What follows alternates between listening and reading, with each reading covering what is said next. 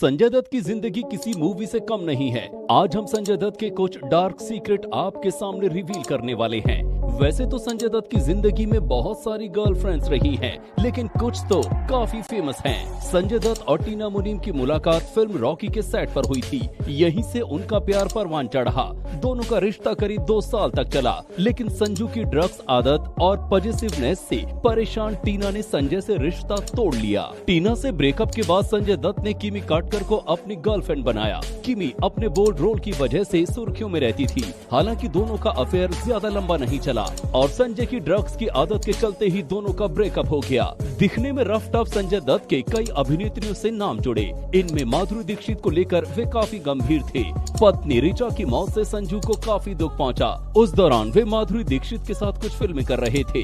कहा जाता है दोनों एक दूसरे के प्रति आकर्षित हो गए थे और दोनों ने विवाह करने का भी फैसला किया था, लेकिन टाटा के कारण संजय को जेल हो गई और माधुरी ने अपने कदम पीछे खींच लिए। इसके बाद दोनों का रिश्ता टूट गया। हालांकि अफेयर की बात दोनों ने कभी नहीं स्वीकारी। संजय दत्त ने पहली बार जब सिगरेट पी थी उस वक्त उनकी उम्र महज 9 साल थी। पिता सुनील दत्त से मिलने के लिए कई निर्माता निर्देशक आया करते थे और वो बची हुई सिगरेट वहीं छोड़ देते थे। संजू उन सिगरेट को छिपकर पीने लगते थे। एक बार जब सुनील दत्त ने संजय को ऐसा करते पकड़ा तो वो बहुत नाराज हुए और सोचा यहाँ उसे बहुत प्यार किया जाता है, इसलिए वो बिगड़ गए हैं। इस वजह से सुनील दत्त ने उन्हें बोर्डिंग स्कूल भेज दिया।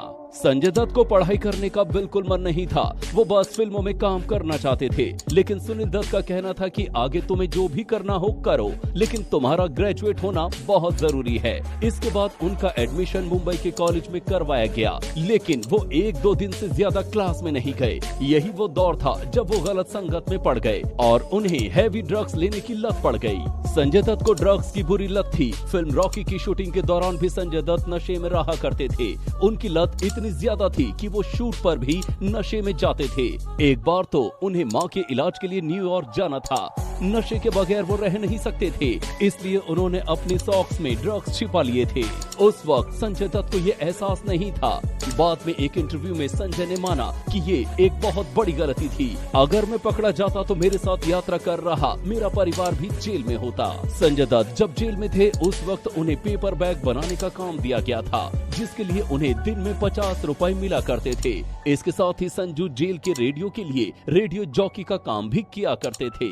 सारे कैदी तो संजय दत्त से मिल नहीं पाते थे, लेकिन रेडियो के जरिए संजय दत्त उन्हें अपनी जिंदगी के रोचक किस्से सुनाया करते थे। आपको बता दें संजय दत्त बहुत अच्छे स्टोरी टेलर भी हैं। संजय दत्त जब जेल से बाहर निकले उस वक्त उनकी कमाई 30,000 रुपए से ज्यादा हो चुकी थी, जिसमें से वो सारी इनकम जेल की कैंटीन में खर्च कर चुके थे। उनके पास बस 400 रुपए थे, जो उन्होंने अपनी वाइफ मान्यता दत्त को जेल से बाहर आने के बाद सौंपे थे। संजय जब रिहैब सेंटर में थे उस वक्त उनकी दोस्ती एक बिजनेसमैन से हो गई थी। उन्होंने संजय दत्त को बिजनेस पार्टनर बनाने का ऑफर दिया।